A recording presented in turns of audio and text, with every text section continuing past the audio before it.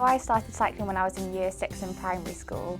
There was an after-school club, and the guy who took the rides then, we went on maybe 6 or 7 rides, and he just said to me, "I think you're really talented, you should come racing with me and my son."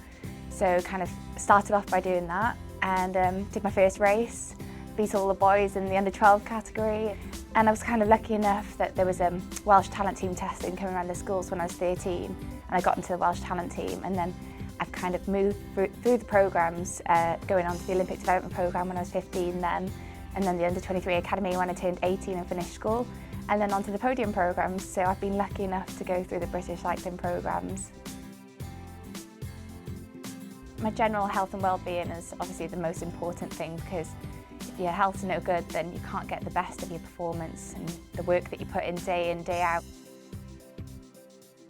I had a year and a half out, which was really tough, and it's hard to imagine riding your bike when you can't even ride your bike without pain for 20 minutes, and you can't imagine how it feels to ride without pain again. So without having the support of everyone else saying that they believe in me and they know I can get back, and ringing me every few days to see how I'm getting on. Like, if I didn't have people sort of chasing me to see how I'm doing, I think it would be really tough to sort of keep yourself going.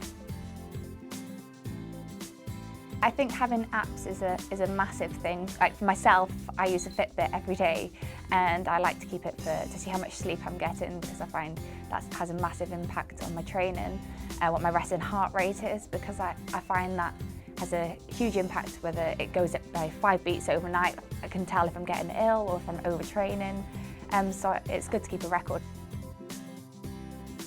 I think it's so important to have goals set, and I think to start off, see where you're at, sort of there'll be the lowest targets possible, and then just have maybe once a month, have a look at what you're doing and where you are, and then have a little target set, just because I think once you've reached that target, then you can treat yourself, you can do something that makes you happy, and then set the new target, and then just keep on improving.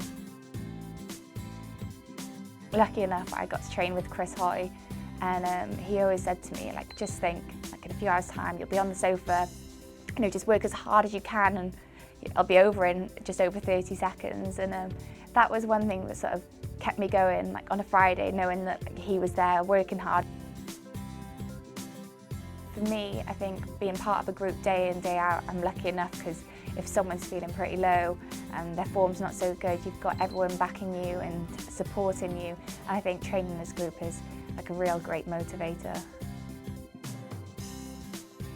For me, having a work-life balance is really important. If I don't have a life outside of cycling, then I'm not happy, and then I don't get the best out of my performance.